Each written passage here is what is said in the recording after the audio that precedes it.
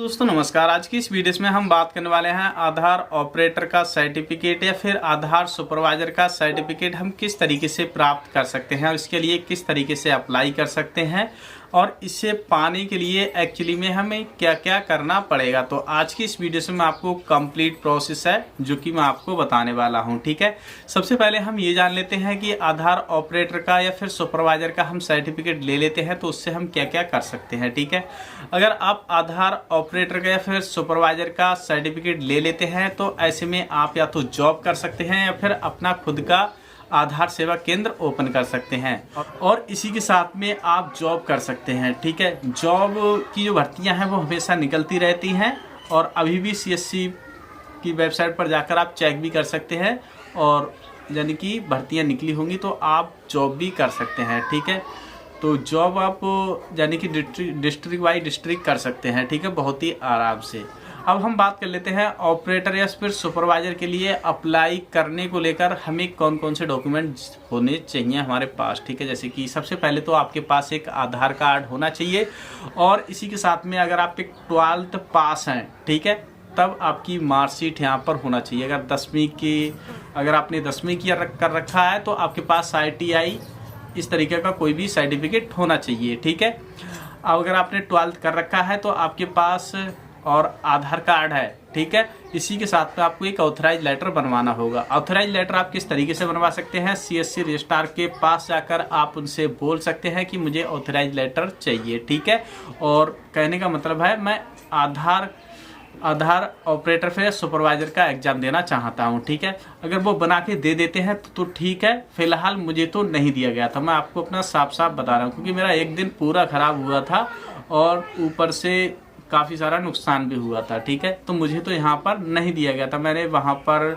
Phone भी किया था, उन्होंने कहा कि मैं फील्ड में हूँ। ठीक है, तो मैंने उनसे कहा सर आप बता दीजिएगा कहाँ पर है, मैं वहीं पर आ जाता हूँ। ठीक है, तो उन्होंने इतना कह के फ़ोन काट दिया। ठीक है, उन्होंने फिर फ़ोन नहीं उठाया मेरा दोबारा। ठीक है, उसके बाद में मैंने क्या काम किया कि जहाँ पर जो कि आधार ऑपरेटर या सुपरवाइजर के एग्ज़ाम हो रहा है, ठीक है, मैं वहीं पर गया और उसके बाद मैंने करीब 2-3 घंटे यहाँ पर वेट किया। ठीक है, जो कि एग्ज़ाम दे रहे थे भैया, जो बहुत सारे भाई थे वो एग्ज़ाम दे रहे थे। ठीक है, मैंने उन्हीं से ही कांटेक्ट किया, उन्हीं के ही जरिए ऑथराइज लेटर बनवाया। ठीक है, उसी के साथ में कहने का मतलब है उनसे मैंने कांटेक्ट किया कि आपने कहाँ से बनवाया, तो उन्होंने बताया कि हमने ऑनलाइन बनवाया या फिर पैसे देके बनवा लिया। ठीक है, जो भी 100-200 जितने भी जाएं आप बात कर सकते हैं। ठीक है, तो कहने का मतलब है अगर आप ऑथराइज लेटर बनवाना चाहते हैं तो आपको सबसे पहले ये देखना है कि एक्चुअली में जो आधार ऑपरेटर या फिर सुपरवाइजर के एग्ज़ाम है वो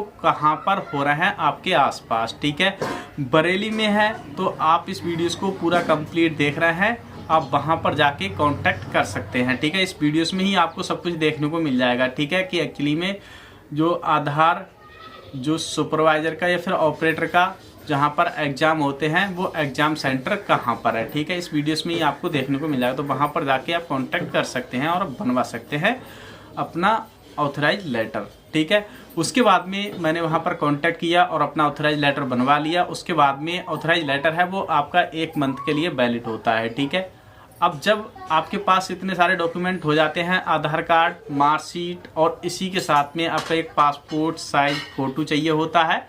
ठीक है, और इसी के साथ में आपके सिग्नेचर भी चाहिए होते हैं। ठीक है, हालांकि वहाँ पर फ़ोटो की ज़रूरत नहीं पड़ती है, जो आपका आधार पर फ़ोटो लगा हुआ होता है वही ऑटोमेटो आ जाता है। ठीक है, तो अगर आपसे मांगा जाता है तो आप उसे लगा सकते हैं और नहीं मांगा जाता है तो आपको लगाने की ज़रूरत नहीं है। जो ऑथराइज लेटर है वो आपको वहाँ पर अपलोड करना पड़ेगा, मार्कशीट अपलोड करनी पड़ेगी और इसी के साथ में जैसे कि वोटर ID है वो आपके पास होना चाहिए, तो उसका भी आपको वहाँ पर नंबर डालना पड़ता है। ठीक है, जो कि कुछ खास जानकारी हैं वो आप जैसी फॉर्म को फिल कर देंगे।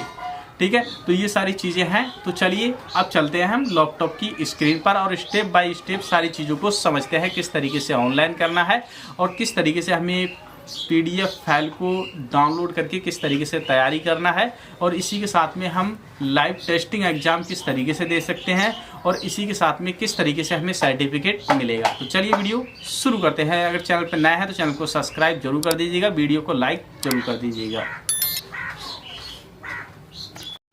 आधार ऑपरेटर या फिर सुपरवाइज़र के लिए अगर आप ऑनलाइन रजिस्ट्रेशन करना चाहते हैं तो किस तरीके से करेंगे, इस वीडियोस में हम जानने वाले हैं। इस वेबसाइट का लिंक मैं आपको वीडियो को डिस्क्रिप्शन में दे दूंगा। आप उस पर सिंपली क्लिक करेंगे तो आप इस पेज पर आ जाएंगे। पर यहाँ पर हमसे मांग रहा है XML फाइल और शेयर कोड, ठीक है। तो इसे बनाने के लिए हमें सबसे पहले न्यू पेज ओपन कर लेते हैं और हमें आधार की वेबसाइट पर सिंपली जाना पड़ेगा। तो हम यहाँ पर लिखेंगे सिंपली आधार, ठीक है, जैसे कि मैंने यहाँ पर लिख दिया है। उसके बाद में हम यहाँ पर वेबसाइट पर सिंपली क्लिक करेंगे। यहाँ पर हमारे सामने आ जाएगा जैसे कि आधार डाउनलोड, इस पर सिंपली क्लिक करेंगे। उसके बाद में यहाँ पर डैशबोर्ड का ऑप्शन मिलेगा, इस पर हम सिंपली क्लिक कर देंगे। इतना करने के बाद हमें लॉगिन के ऑप्शन पर सिंपली क्लिक करना है। ये हमें लॉगिन का ऑप्शन दिख रहा है, ठीक है। कुछ आपके सामने इस तरीके से पेज मिलेगा। हम लॉगिन के ऑप्शन पर सिंपली क्लिक करेंगे। यहाँ पर अपना आधार नंबर और कैप्चा कोड को फिल करेंगे और इसी के साथ में हम लॉगिन विथ OTP पर सिंपली क्लिक करेंगे। हमारे मोबाइल नंबर पर जो आधार से लिंक है उस पर एक OTP आएगा, वो OTP डालकर आपको लॉगिन कर देना है।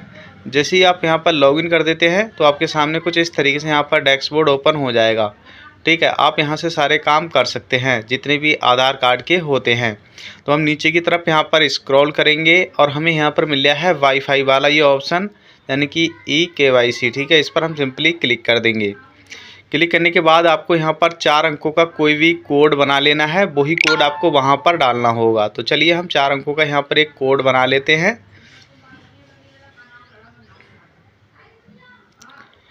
और आप इसे नोट करके भी रख लीजिएगा, ठीक है। तो मैंने यहाँ पर कर दिया है और डाउनलोडिंग के ऑप्शन पर हम सिंपली क्लिक कर देते हैं। अब आप यहाँ पर देखेंगे जिप फाइल है वो आपके ऊपर डाउनलोडिंग का ऑप्शन देखने को मिल रहा है, वहाँ पर आपको डाउनलोड हो जाएगी, ठीक है। तो चलिए मैं आपको यहाँ पर जैसे कि देख पा रहे हैं डाउनलोड होने लगी है, ठीक है। इसी के साथ में आप यहाँ पर सिंपली क्लिक करेंगे तो आप अपनी जिप फाइल के लिए यहाँ पर देख सकते हैं, ठीक है। कुछ इस तरीके से आपको देखने को मिलेगी। जिप फाइल आपने यहाँ पर देख ली जो कि हमारे डाउनलोडिंग फोल्डर में। तो हम बैक चलते हैं अपनी उसी वेबसाइट के पेज पर, ठीक है। जैसे कि देखने पा रहे हैं हम यहाँ पर फाइल पर सिंपली क्लिक करेंगे और जो हमारी जिप फाइल है वो डाउनलोड फोल्डर में हुई है तो हम डाउनलोड वाले ऑप्शन पर सिंपली क्लिक करेंगे, जिप फाइल पर क्लिक करेंगे और हम ओपन पर सिंपली क्लिक कर देंगे। उसके बाद में यहाँ पर अपलोड का ऑप्शन मिल रहा है, इस पर हम सिंपली क्लिक कर देंगे। तो हमारी जो जिप फाइल है वो सफलतापूर्वक यहाँ पर अपलोड हो चुकी है। उसके बाद में हमारे सामने 4 अंकों का जो शेयर कोड हमने बनाया था वो हम यहाँ पर एंटर करेंगे और एग्जिट पे सिंपली हम क्लिक करेंगे। जो हमारा जिप कोड है वो भी यहाँ पर अपलोड हो जाएगा सफलतापूर्वक, ठीक है। उसके बाद में हमारे सामने कुछ इस तरीके से आएगा जैसे कि सेंड मोबाइल नंबर OTP, ठीक है। तो हम अपना मोबाइल नंबर डालेंगे और वैलिड पर सिंपली क्लिक करेंगे और ओके कर देंगे, ठीक है। इतना करने के बाद OTP पर हम सिंपली क्लिक करेंगे और जो OTP है हमारे मोबाइल नंबर पर यहाँ पर आ चुका है, हम यहाँ पर एंटर कर देते हैं। वेरीफाइड OTP पर सिंपली हम क्लिक कर देते हैं। उसके बाद में हमें यहाँ पर टिक मार्क का ऑप्शन मिल गया है, टर्म एंड कंडीशंस को इसे एक्सेप्ट करेंगे और यहाँ पर अपनी ईमेल आईडी को दर्ज कर देंगे, ठीक है। ईमेल आईडी को दर्ज करने के बाद यहाँ पर शो XML जो कि आपको फाइल था इस पर आपको सिंपली क्लिक कर देना है। उसके बाद में जो आपकी डिटेल है कुछ इस तरीके से यहाँ पर देखने को मिल जाएगी। जो भी आधार में फ़ोटो होगा वो आपको यहाँ पर देखने को मिल जाएगा, ठीक है। अगर ये आपको सही है जानकारी तो आपको सीधे कन्फर्म पर सिंपली क्लिक कर देना है। इतना करने के बाद आपके सामने कुछ इस तरीके से यहाँ पर आपको यूज़र नेम और आपको पासवर्ड मिल जाएगा। इसे आप नोट करके या फिर कहीं पर कॉपी करके इसे रख लीजिएगा, ठीक है, क्योंकि यही आपका आईडी और पासवर्ड होगा। तो मैं इसे कॉपी कर लेता हूँ और कहीं सेट कर देता हूँ। उसके बाद में लॉगिन पर सिंपली क्लिक करेंगे ये आइकन पर और आप उसी पेज पर यहाँ पर आ जाएंगे। अपना यूज़र नेम पासवर्ड डालेंगे जो आपको अभी मिला था, ठीक है, वही आपको पासवर्ड डालना है। और उसके बाद में आपको यहाँ पर मिल जाएगा साइन इन का ऑप्शन, इस पर आपको सिंपली क्लिक कर देना है। जैसे ही आप इतना काम कर देते हैं तो आपके सामने कुछ इस तरीके से यहाँ पर ये पेज आ जाएगा। आपको यहाँ पर जो ओल्ड पासवर्ड है वो आपको यहाँ पर एंटर कर देना है और आपको एक न्यू पासवर्ड आपको यहाँ पर सेट करना है। तो अपना कोई भी 8 अंकों का यहाँ पर पासवर्ड एंटर कर देंगे। मैं यहाँ पर कंफर्म में डाल देता हूँ वही सेम पासवर्ड अपना। उसके बाद में यहाँ पर आ जाता है जैसे कि नीचे में सिलेक्ट क्वेश्चन, तो आप कोई भी यहाँ पर क्वेश्चन सिलेक्ट करेंगे जो भी आप अपनी इच्छा अनुसार कर सकते हैं, ठीक है। तो चलिए मैं इसे यहाँ पर इसी के लिए कर लेता हूँ। और आंसर में आप यहाँ पर कोई भी नेम या फिर कुछ भी दे सकते हैं। तो मैंने यहाँ पर नेम दे दिया है। चेंज पासवर्ड पर हम सिंपली क्लिक कर देते हैं। जो हमारा पासवर्ड है वो हमारा सफलतापूर्वक चेंज हो चुका है। उसके बाद में हम यहाँ पर टर्म कंडीशंस के ऑप्शन पर सिंपली क्लिक करेंगे। कंटिन्यू पर हम सिंपली क्लिक कर देंगे और इस तरीके से अपना पासवर्ड चेंज कर सकते हैं। अब आप यहाँ पर आ जाएंगे रजिस्ट्रेशन के पेज पर। तो यहाँ पर अपनी सबसे पहले एजुकेशन सेलेक्ट कर लेना है, ठीक है। आप अगर हाई स्कूल में हैं तो आप इसके साथ कोई डिप्लोमा होना चाहिए, या फिर आप आंगनबाड़ी में हैं तब आप कर सकते हो। तो मैं इंटर हूँ तो मैंने इंटर सेलेक्ट कर लिया है। यानी कि किस पोस्ट के लिए कर रहे हैं वो आप यहाँ पर सिलेक्ट करेंगे। जैसे कि मैं सुपरवाइज़र के लिए कर रहा हूँ। उसके बाद में यहाँ पर जैसे कि किसके थ्रू आप लेना चाहते हैं, ठीक है, या फिर किस लैंग्वेज में, वो आप यहाँ पर लैंग्वेज सेलेक्ट करेंगे। और यहाँ पर किसके थ्रू, जैसे कि यहाँ पर देखने को मिल रहा है 2006 यानी कि CSC बैंक BC के थ्रू। तो अगर आपके पास CSC वैली है तो आप इसे ही को ही सिलेक्ट करेंगे, अन्यथा आप कोई और हैं तो आप यहाँ पर अन्य को भी सिलेक्ट कर लेंगे। मैं यहाँ पर CSC वैल्यू हूँ तो 221 ये CSC ई-गवर्नर, ठीक है, मैंने इसे यहाँ पर सिलेक्ट कर लिया है। उसके बाद में हम नीचे से ऊपरी तरफ स्क्रॉल करेंगे, यहाँ पर अपना स्टेट सिलेक्ट करेंगे। जैसे कि मैं यहाँ पर अपना स्टेट सिलेक्ट कर लेता हूँ, उत्तर प्रदेश, ठीक है। उसके बाद में यहाँ पर आ जाता है डिस्ट्रिक्ट, तो मैं यहाँ पर डिस्ट्रिक्ट सिलेक्ट कर लेता हूँ। अब ये आपको बताएगा, यहाँ पर सिंपली क्लिक करेंगे तो आपके जो सेंटर हैं वो कहाँ कहाँ हैं, ठीक है।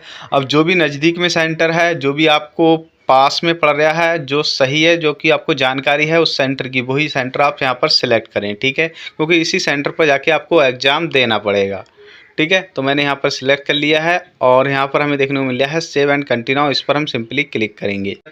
यहाँ पर आ जाता है एजुकेशनल डॉक्यूमेंट, यानी कि हमने 12th की मार्कशीट हम यहाँ पर अपलोड करेंगे, इसी के साथ में ऑथराइज लेटर। तो आप यहाँ पर दे सकते हैं, ये ऑथराइज लेटर आप अपने डिस्ट्रिक्ट मैनेजर से बनवा सकते हैं, CSC के जो मैनेजर हैं, ठीक है, उनसे आप बनवा सकते हैं। आप पैसे देकर या कुछ भी करके बनवा लीजिएगा, ठीक है। उसके बाद में आप यहाँ पर इसे अपलोड कर देना है। तो जैसे ही आप इन दोनों चीज़ों को अपलोड कर देते हैं तो आपके सामने फिर पेमेंट करने का ऑप्शन आ जाएगा। तो आपको यानी कि जो भी आपने पोस्ट वहाँ पर सिलेक्ट की है उसी के ही आधार पर आपको पेमेंट कर देना है। जैसे ही आप पेमेंट कर देते हैं तो आपके सामने यहाँ पर कोई भी डरने वाली बात नहीं है। आपको यहाँ पर अपनी सीट बुक करना होती है, यानी कि एडमिट कार्ड आप तुरंत ही डाउनलोड कर सकते हैं। तो इसके लिए आपको तुरंत ही सीट बुक करना होती है। अब इसी के साथ में जो भी आपने सेंटर सेलेक्ट किया है उस सेंटर में, यानी कि जिस दिन आप एग्ज़ाम देना चाह रहे हैं उस दिन वहाँ पर सीट खाली है कि नहीं है। अगर वो सीट खाली है वहाँ पर, ठीक है, तो आपकी सीट वहाँ पर बुक हो जाएगी, ठीक है। तो आप वहाँ पर देख लीजिएगा, बहुत ही आराम से सिंपल सा तरीका है, कोई डरने वाली बात नहीं है। अगर आपको कोई भी दिक्कत आती है तो मुझे नीचे कमेंट सेक्शन में ज़रूर बता दीजिएगा, ठीक है। जैसे ही आप सीट बुक कर देते हैं, इतना काम करने के बाद तो आपके सामने दोस्तों कुछ इस तरीके से यहाँ पर एक पेज आएगा होम का, ठीक है, कुछ इस तरीके से, ठीक है। तो आपको यहाँ पर डरने वाली कोई बात नहीं है, आप इसे पढ़ना चाहें पढ़ सकते हैं। और उसके बाद में इसमें फ़िलहाल तो कोई पढ़ने वाली बात नहीं है। आपको व्यू पर आप सिंपली क्लिक करेंगे तो जो आपने फॉर्म भरा है वो आपको पूरे फॉर्म की डिटेल्स आपको यहाँ पर देखने को मिल जाएगी, ठीक है। तो इसमें कोई घबराने वाली बात नहीं है। आपको एडमिट कार्ड की और जो भी आपकी जानकारी है पर्सनल, सब कुछ आपको यहीं पर ही देखने को मिल जाएगी, ठीक है। उसके बाद में आपको यहाँ पर मिल गया है व्यू एडमिट कार्ड, ठीक है। तो आप इस पर सिंपली एडमिट कार्ड पर सिंपली क्लिक करके और आप यहाँ से अपना एडमिट कार्ड भी डाउनलोड कर सकते हैं। जैसे कि मेरा एडमिट कार्ड आ गया है, यहाँ पर आपको सब कुछ देखने को मिल जाता है, ठीक है। उसके बाद में मॉक्स एग्ज़ाम, इस पर आप सिंपली क्लिक करेंगे। आप यहाँ पर देख सकते हैं कहाँ कहाँ से कितने कितने क्वेश्चन आएंगे। नीचे आपको स्टार्ट मॉक्स का एग्ज़ाम का मिल गया है, इस पर हम बाद में एक वीडियो बनाएंगे कंप्लीट, किस तरीके से एग्ज़ाम क्लियर करना है। यहाँ पर सर्टिफिकेट का ऑप्शन मिल जाता है, तो यहाँ पर हमारा कोई सर्टिफिकेट नहीं है, ठीक है, अभी। उसके बाद में यहाँ पर मिल जाता है माई स्कोर कार्ड, ठीक है। तो इसमें भी हमारा कुछ भी अभी नहीं है, ठीक है। कहने का मतलब हमने फ़ीस पे की है। यहाँ पर आप सिंपल सर्टिफिकेट देख सकते हैं किस तरीके का आपको सर्टिफिकेट मिलेगा, ठीक है, अगर आप पास हो जाते हैं एग्ज़ाम में तब, ठीक है। तो इसमें करना क्या है, आधार का एग्ज़ाम देने के लिए जो कि आपको तैयारी करनी है वो आप PDF फाइल के माध्यम से तैयारी कर सकते हैं। PDF फाइल आपको किस तरीके से डाउनलोड करना है वो चलिए हम यहाँ पर सिंपली क्लिक करेंगे। आपको ये काम आप अपने लैपटॉप पर या फिर मोबाइल पर भी कर सकते हैं। अपने मोबाइल के अंदर क्रोम ब्राउज़र ओपन कर लेना है और उसके बाद में आपको यहाँ पर लिखना है आधार सुपरवाइज़र।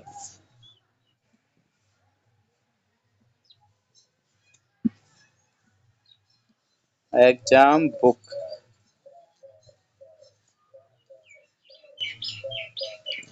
PDF, इस तरीके से लिखेंगे और आपको यहाँ पर सर्च कर देना है। ठीक है, जैसे ही आप सर्च कर देते हैं फिर उसके बाद में आप ऊपर की तरफ यहाँ पर स्क्रॉल करेंगे, आपको यहाँ पर मिल जाएगी यानी कि हिंदी। ठीक है, आप हिंदी में और इंग्लिश में यहीं से ही तैयारी कर सकते हैं। उसके बाद में आप यहाँ पर सिंपली क्लिक करेंगे।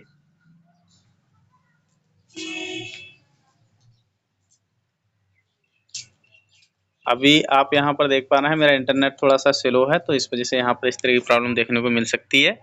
अब आपको यहाँ पर काफ़ी लोगों के मन में क्या होता है कि जो इसके आंसर हैं वही हम यहाँ पर पढ़ें और उसके बाद में पूरी PDF फाइल को इस तरीके से हम याद कर सकते हैं। ठीक है, तो ये PDF फाइल है वो यानी कि 77 पेजों की है, जो कि आप यहाँ पर देख पा रहे हैं। आपको इसमें तैयारी किस तरीके से करना है वो चलिए हम सबसे पहले जान लेते हैं। जैसे कि प्रश्न है हमारा 1 और यहाँ पर देख सकते हैं अध्याय है यानी कि 1। ठीक है, यहाँ पर आ जाता है UDI से रिलेटेड जो कि आधार से परिचित है। ठीक है, उससे रिलेटेड इसमें क्वेश्चंस पूछे जाएंगे। अब आपको इसमें तैयारी किस तरीके से करना है, जैसे कि आधार अधिनियम 2016 के प्रश्न करके निम्नलिखित में से किसने UDI की स्थापना की थी। ठीक है, तो अब आपको इसमें 4 विकल्प मिल रहे हैं हिंदी इंग्लिश में। ठीक है, अब आपको अगर इंग्लिश में तैयारी करना है तो आप इंग्लिश में यहाँ पर चारों क्वेश्चन को पढ़ सकते हैं और इसी के साथ में यहाँ पर आपको हिंदी में तैयारी करना है तो चारों को आप हिंदी में पढ़ सकते हैं। ठीक है, ऐसा नहीं करना है कि इसको जो आंसर सही है वो है भारत सरकार, तो आपको वही पढ़ना नहीं है, आपको चारों को पढ़ना है। ठीक है, इस तरीके से आपको इसमें तैयारी करनी है। ठीक है, आपको इसमें 7-8 अध्याय तक आपको इसमें बहुत ही मेहनत से अच्छी तरीके से पढ़ाई करनी है। आप इस PDF फाइल को 2 से 3 दिन में ही कंप्लीट कर सकते हैं। अगर आप 4 घंटा सुबह के टाइम और 4 घंटा दोपहर से पढ़ते हैं तो बहुत ही आराम से कर जाएंगे, क्योंकि मैंने खुद भी ये किया है। ठीक है, उसके बाद में 7-8 अध्याय तक आपको बहुत ही आराम से इसे पढ़ना है ध्यानपूर्वक। ठीक है, अब उसके बाद में कुछ ट्रिक्स हैं जो कि मैं आपको इसमें बता देता हूं, जो कि मैंने खुद भी यहाँ पर एग्जाम देते समय अप्लाई की थी। ठीक है, अब आपको यहाँ पर अध्याय आता है 7। ठीक है, जो कि आप यहाँ पर देख पा रहे हैं अध्याय 7 आ जाता है। तो इसमें आपको 1000 वाला देखने को मिल रहा है, तो आपको यहाँ पर मिल रहा है क्वेश्चन नंबर 380। तो इसमें आपको 1000 वाला जो आपको 1000 वाले देखने को मिल रहा है यही सही है। ठीक है, तो आप इसमें यानी कि बिना पढ़े ही आपको बस इतना सा याद रखना है। अगर जो बड़े क्वेश्चन आ रहे हैं उसमें 1000 है तो समझो उसका आंसर वही है। ठीक है, देख सकते हैं थोड़ा सा हटबच के हो सकता है पर वो सेम वही रहेगा। ठीक है, और उसके बाद में आप देखेंगे, ठीक है, उसमें अध्याय वहां पर नहीं आते हैं, सीधे आपको क्वेश्चन आंसर मिलते हैं। ठीक है, वहां पर उसके बाद में सबसे बड़ी दिक्कत आती है वो आती है इनमें। ठीक है, तो इनमें आपको करना क्या है, मैंने इसमें सबसे ज़्यादा ध्यान दिया था जैसे कि 1 वाले सही हैं। ठीक है, और उसके बाद में मैंने इन्हें पढ़ा भी था, यानी कि ध्यान भी रखा था, यानी कि कुछ चीज़ों को जैसे कि हाँ ये वाला ठीक है, जैसे कि इसमें तीसरा है। ठीक है, अब इसमें तीसरा कौन सा है, इन सारी चीज़ों को मैंने पढ़ा था। उसके बाद में अगर तीसरा समझ में आ रहा है कि हाँ यही वाला था करेक्ट, ठीक है, तो मैंने तीसरा सेलेक्ट किया। और उसके बाद में नहीं समझ में आ रहा है तो मैंने पहला सेलेक्ट कर दिया। ठीक है, ये पहला या चौथा। ठीक है, यही इनमें सबसे ज़्यादा है। ठीक है, तो कुछ इस तरीके से आप पूरी की पूरी PDF फाइल को पढ़ भी सकते हैं, मैंने जो कि जिस तरीके से तैयारी की थी उस तरीके से। ठीक है, और आपको लाइव एग्जाम यानी कि प्रैक्टिकल के तौर पर आपको बहुत सारी यानी कि जगह आप दे सकते हैं एग्जाम देने से पहले ही। ठीक है, तो उन्हें भी आप देख लीजिए, उनसे यह है कि आपकी हैबिट काफ़ी अच्छी बन जाएगी।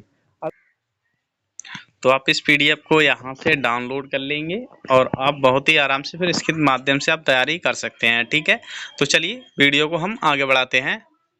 जैसे कि ऑपरेटर और सुपरवाइजर, जो कि आधार सुपरवाइजर या फिर ऑपरेटर का लाइव आपको एग्जाम मैं यहाँ पर करके दिखाने वाला हूँ। बिल्कुल आपको यहाँ पर स्टेप बाय स्टेप बताऊंगा। जैसे कि आप यहाँ पर देख पा रहे हैं, ये जो कि एग्जाम है एक सिर्फ टेस्ट के ही रूप में होगा, पर इसी तरीके से और यही लमसम सवाल आएंगे। ठीक है, तो आपको ये मैं पूरा का पूरा यहाँ पर ये बताने वाला हूँ। ठीक है, जैसे कि आप यहाँ पर देख पा रहे हैं, यहाँ पर जो कि आपके यानी कि 9 चैप्टर्स होंगे और इन्हीं 9 चैप्टर्स में से आपको यहाँ पर 402 जो कि सवाल हैं। ठीक है, 402 में से आपको यहाँ पर करीब 100-110 के आसपास आपको सवाल देखने को मिलेंगे। ठीक है, तो यहाँ पर जो 110 सवाल हैं मैं आपको यहीं पर ही अभी करके दिखाने वाला हूँ। ठीक है, जैसे कि देख पा रहे हैं, start mock test ECMP operator यानी कि सुपरवाइजर। ठीक है, इस पर हम सिंपली क्लिक कर देते हैं। उसके बाद में आप यहाँ पर देख पा रहे हैं जैसे कि ECMP ऑपरेटर और सुपरवाइजर सर्टिफिकेट एग्जाम। ठीक है, जो कि आपको 110 क्वेश्चंस मिलेंगे। 110 क्वेश्चंस के लिए आपको 110 मिनट होंगे। ठीक है, स्टार्ट स्टार्ट द टेस्ट पर हम सिंपली क्लिक करते हैं। उसके बाद में हमारे सामने कुछ इस तरीके से आ जाएगा। यहाँ पर आपको देखने को मिलेगा सिलेक्ट करने का। ठीक है, इस पर हम सिलेक्ट करेंगे। यहाँ पर जैसे कि हमने ऑपरेटर सुपरवाइजर के लिए करा है, यानी कि हमने सुपरवाइजर के लिए किया है, तो सुपरवाइजर पर हम सिंपली क्लिक करेंगे। स्टार्ट एग्जाम पर हम सिंपली क्लिक कर देंगे। इसके बाद काफ़ी लोगों को कन्फ्यूजन ये आ रही है कि एक्चुअली में यहाँ पर इंग्लिश है तो हम इन्हें हिंदी में कन्वर्ट किस तरीके से करें। ठीक है, काफ़ी लोगों को कोई सॉफ्टवेयर बता रहा है, कोई कुछ बता रहा है। मैं आपको इसमें कोई भी सॉफ्टवेयर नहीं बता रहा हूँ, सिर्फ आपको कुछ यहाँ पर मेरी जो ट्रिक है उससे आपको फॉलो करना है। जैसे कि आपको 3 डॉट पर सिंपली क्लिक करेंगे। यहाँ पर आपको नीचे में यहाँ पर मिलेगा ट्रांसलेट का ऑप्शन। ठीक है, इस पर आप सिंपली क्लिक करेंगे और यहाँ हिंदी पर सिंपली क्लिक करेंगे और ये आपका ऑटोमेटिक यहाँ पर हिंदी हो जाएगा सब कुछ। ठीक है, यानी कि अब पूरा वेबसाइट पर आप हिंदी में चला सकते हैं। इसी तरीके से आप मोबाइल में भी कर सकते हैं। इंग्लिश में जो भी आ रहा है वो आपका हिंदी में आएगा। ये काम आप मोबाइल पर भी कर सकते हैं, पर क्रोम के अंदर ही कर सकते हैं। ठीक है, आधार परीक्षा। ठीक है, तो यहाँ पर अब ये सबसे पहले पूछा जा रहा है, जैसे कि देख पा रहे हैं यहाँ पर कुछ चीज़ें हैं आपको समझ लेना चाहिए। जैसे कि अगर आप यहाँ पर बुक मार्क कर देते हैं तो जो आपका यानी कि इसमें चला जाएगा प्रयास नहीं किया गया था चिन्ह। ठीक है, यानी कि येलो उसमें चला टिक हो जाएगा।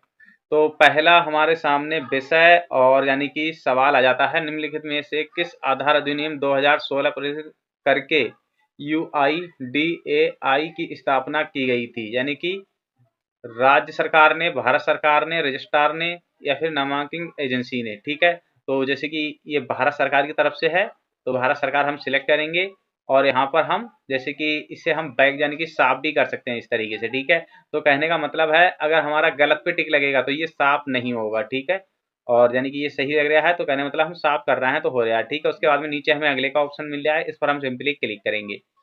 ठीक है, अब इसी प्रकार से आप यहाँ पर सारे के सारे करते जाएंगे। जैसे कि यहाँ पर देख सकते हैं UIDAI की स्थापना इलेक्ट्रॉनिक्स एंड, तो कहने का मतलब है इसमें है 12 जुलाई 2016। ठीक है, ये वाला बिल्कुल सही है, तो मैं इस पर टिक करते जा रहा हूँ और क्योंकि मुझे पहले ही पता है। ठीक है, तो क्योंकि मुझे काफ़ी मैंने कई यानी कि ये सारे सवालों को स्टडीज कर लिया है सही तरीके से। ठीक है, तो एक दो ही गलत जाएगा ज़्यादा में ज़्यादा, बाकी तो मेरे लगता है ये 110 हैं तो 110 तो ठीक नहीं जा सकते, पर कुछ ही गलत जाएंगे। ठीक है, तो मैं यहाँ पर जैसे कि UID जारी करने के लिए कौन सा संगठन जिम्मेदार है। ठीक है, अब ये कौन सा संगठन जिम्मेदार है UID जारी करने के लिए, तो यहाँ पर आ जाता है UIDAI।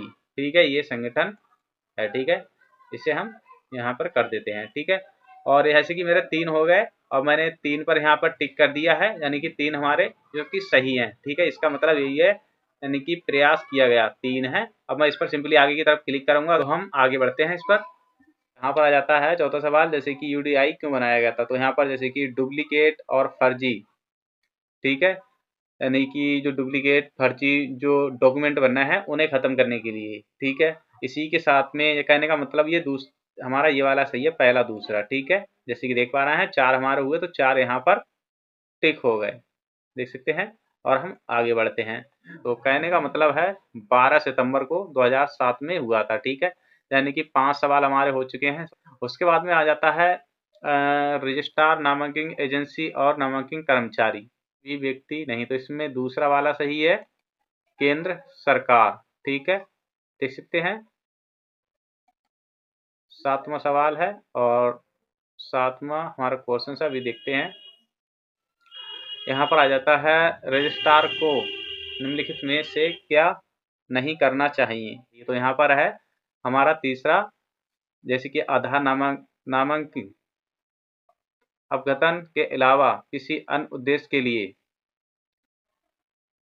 नामांकन के द्वारा एकत्रित जानकारी का उपयोग ना करें। ठीक है, कहने का मतलब उपयोग ना करें। तो इसमें हमारा ये वाला सही है, ठीक है, और बाकी ये सब गलत हैं, ठीक है। उसके बाद में हम आगे बढ़ते हैं। उसके बाद में मैं दोस्तों आपको एक बात और बता दूं, अगर इसमें गलत होगा और हम उसमें गलत पर टिक कर देते हैं तो इसमें वो हमारा यहाँ पर काउंट नहीं होगा, ठीक है। इस बात को भी मैं आपको बता रहा हूं, मैंने 7 बताए हैं तो हमारे ये 7 हैं, बिल्कुल सही गए हैं। अब ये 8वां सवाल हमारे पास आया है।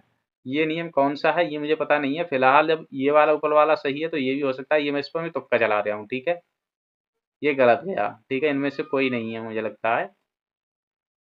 देख सकते हैं, इनमें से पीछे वाला था ये वाला, ठीक है। अब मैं इस पर टिक करूंगा तो ये दोनों ही पे टिक हो जाएगा। देख सकते हैं ये ऊपर वाला सही हो गया। अब मैं इसे अनटिक कर सकता हूँ इस तरीके से। देख सकते हैं ये वाला नीचे वाला सही था, तो मैं इस पर आगे पे सिंपली क्लिक करूंगा। देख सकते हैं हमारा 9वां आ गया सवाल, पर 8वां टिक नहीं हुआ, तो ये हमारा गलत था 8वां। इस तरीके से हम पूरे के पूरे यानी कि जो कि 110 सवाल हैं उन्हें हम कर सकते हैं, ठीक है। ठीक है, यही होगा हमारा सही।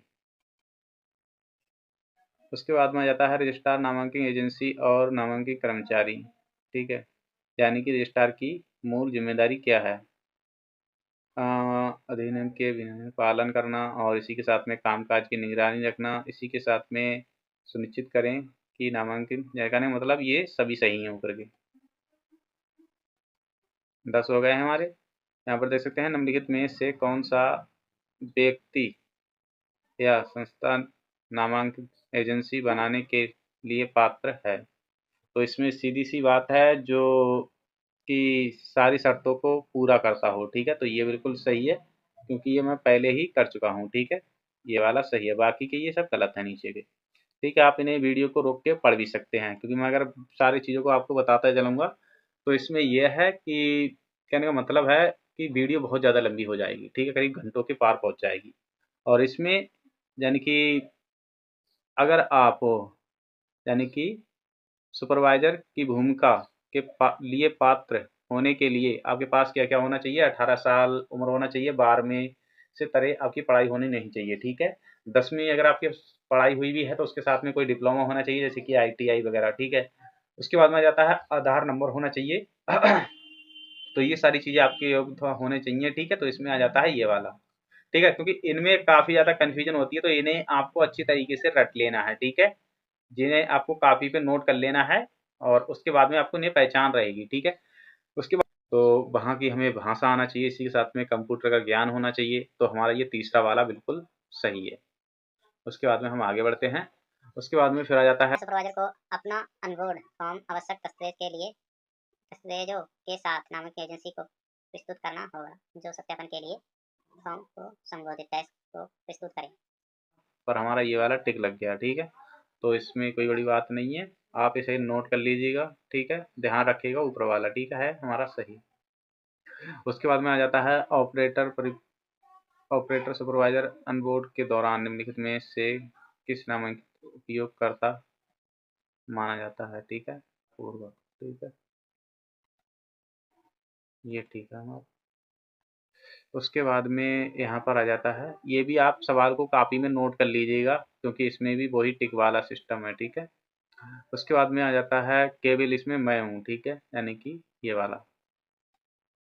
उसके बाद में आ जाता है नामांकन केंद्र के प्रबंधक के भाग के रूप में एक सुपरवाइजर को निम्नलिखित में से क्या कार्य करना चाहिए? बंद करना। तो हमारा ये वाला सही है।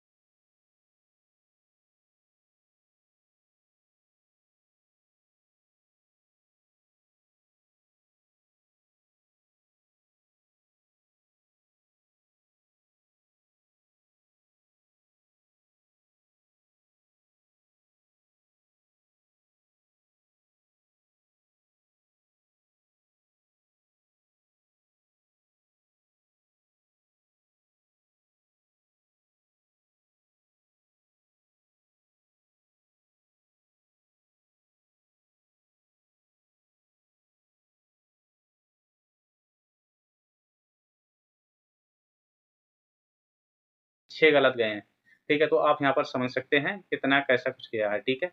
उसके बाद में यहाँ पर हमें मिल रहा है ये सबमिट का, सबमिट यानी कि परीक्षा सबमिट करें, इस पर हम सिंपली क्लिक करेंगे। उसके बाद में आप यहाँ पर देख सकते हैं, अब यहाँ से आप परीक्षा पर क्लिक करें या समाप्त क्लिक करें, इस पर हम चलिए क्लिक कर देते हैं। उसके बाद में फिर हमारे सामने कुछ इस तरीके से आ गया, फिर हम समाप्त करें क्लिक करेंगे, इस पर हम। अब आप यहाँ पर देख सकते हैं समाप्त पर क्लिक करें, ठीक है। परीक्षा हमारी 2 सबमिट यहाँ पर हो चुकी है, एक बार मैंने पहले की थी। तो आप यहाँ पर जो हमारा रिजल्ट है वो आप यहाँ पर देख सकते हैं पूरी तरीके से, यानी कि यहाँ पर जो ऑपरेटर है वो हम यहाँ पर बन सकते हैं, ठीक है।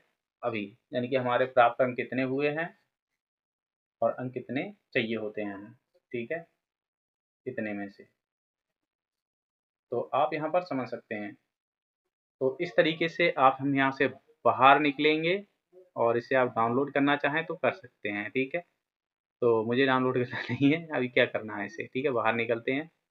तो दोस्तों इस तरीके से आप कर सकते हैं। आपको इसमें 110 सवालों में आपको कुछ ना कुछ नया सीखने को मिला होगा।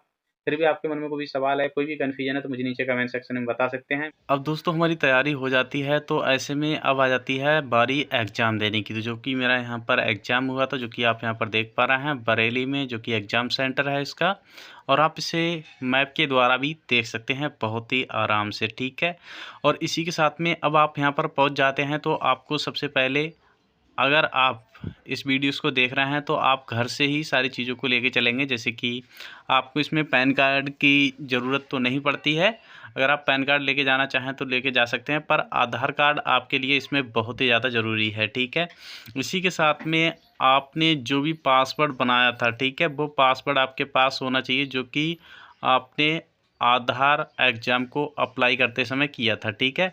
नहीं है तो वो भीतर ही आपको वहाँ पर मिल जाएगा, ठीक है।